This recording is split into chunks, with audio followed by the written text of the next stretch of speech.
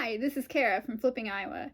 Today I want to talk about Facebook Marketplace and how I use it to flip my pallets. Here we go.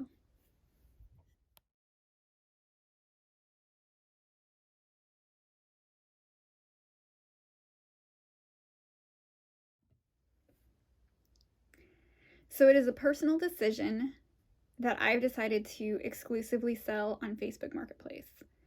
It just keeps my life simple. As of right now, it's been working for me, and that's what I might change in the future, but personally that's what works for me right now.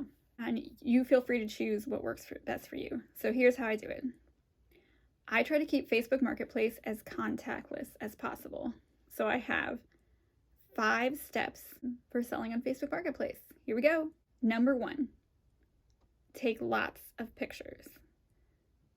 So if the item has any flaws, you want to make sure you take a good picture of that. Take a picture of the front, take a picture of the back, take a picture of the sides. I think the more pictures that people can look at, the more that they can get an idea of the item. I also include, if it's like Target, their app, you can scan anything that has a UPC on the app, and it pops up the item on on Target's website.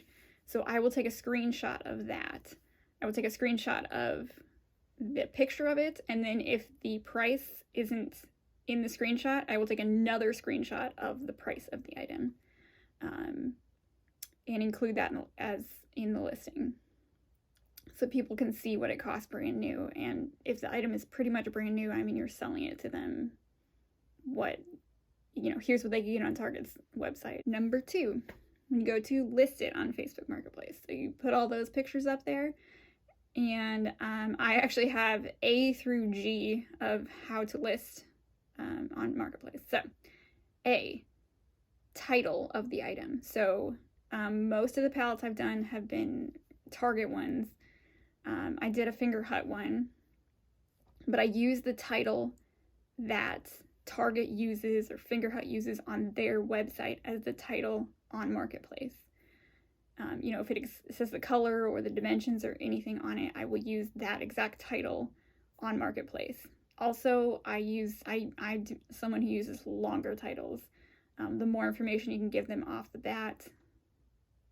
I mean, you don't want it to be too clunky, and you want them to be able to know what it is, but I'm someone who uses long titles, and I use the title Target's marketing team pays a lot more money than I do for that title. B, the price. So rule of thumb, I use 50% of what it is retail. People are coming on Marketplace for a deal. If they could just buy it off of Target's website, they would buy it off of Target's website and not buy it through Marketplace. So there's been times where I've listed stuff higher. I mean, if it looks like it's just brand new, I've listed it higher than retail. Typically that stuff, or higher than 50% of retail. Typically that stuff will sit there a little bit longer.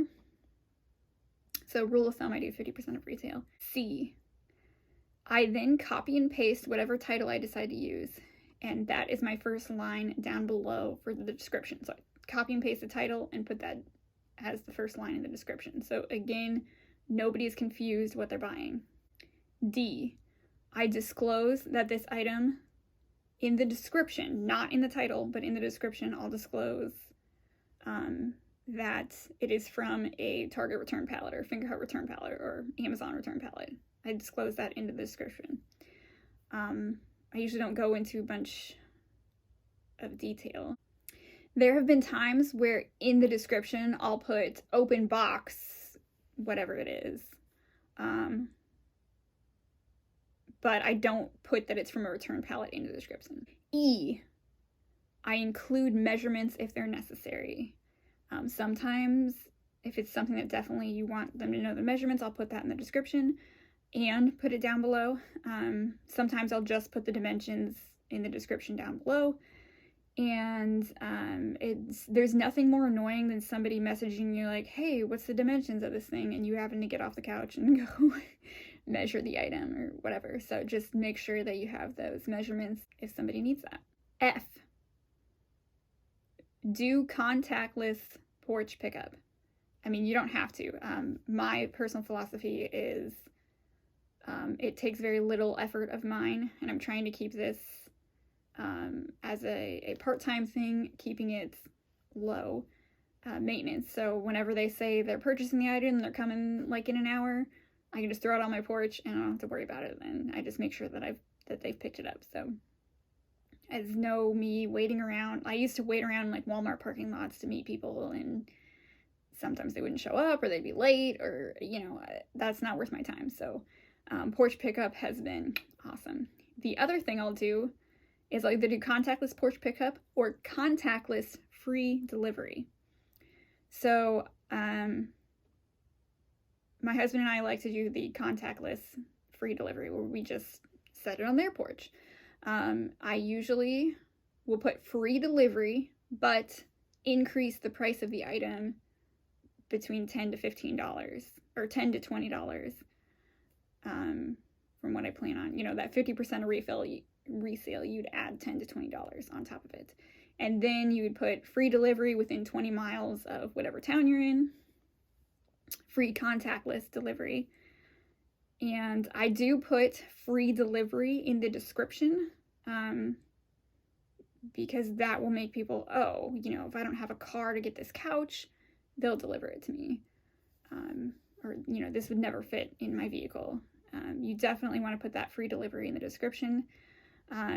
I've heard from other people that people pay top dollar for that free delivery. I haven't totally seen that, but I'm keeping up on that, and I think I'm still pretty confident in it.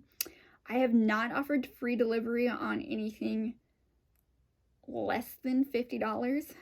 I'm thinking I possibly could, but my husband and I only have the truck right now, and we have kids. G. In the description, I'll put Venmo or PayPal preferred. Those are the digital options that I prefer to use. Sometimes I'll put Venmo or PayPal only if we're doing that contactless delivery. I'm not going to deliver something to somebody who hasn't paid for it yet, right? I have collected cash out of somebody's mailbox before we delivered an item. And I've also accepted cash on my doorstep, and I've never had somebody not pay. Okay, on to number 3, negotiating. So someone may decide that they want something and they want to negotiate the price. So think about it. If it's the first day that you've listed it and you're pretty confident in the price, I would wait. I would turn down a negotiation. If it's something you're offering free delivery on, sometimes I've said, yes, you can have it for that price, but you would need to come pick it up. We're not going to deliver it to you. And 9 times out of 10, they will come pick it up for the lower price, and you don't deliver it. You just put it on your driveway or doorstep, whatever. If it's an item that's been sitting for a week, 2 weeks, 3 weeks, and somebody negotiates a lower price, usually I'll just say yes and get rid of it. If it's been sitting there that long, you probably needed to drop the price anyways. I would, if someone's willing to buy it, I'd take, within reasonable amount of negotiation. I don't know. I wouldn't say I'm an expert in negotiation, but most of the time I say yes to people, and I'm kind of a minimalist, so I'm kind of get stuff out of my garage. My husband thinks maybe it's not the best business move, but I'd rather have cash in hand than the item sitting there forever. And if someone's willing to buy it, I'm willing to sell it. Number four. So once they've decided to purchase it, you need to figure out how you're going to collect the money. Again, ask them if they want, or I just ask them, how did you want to pay for it? And then they can come up with if they have Venmo or PayPal or cash or whatever.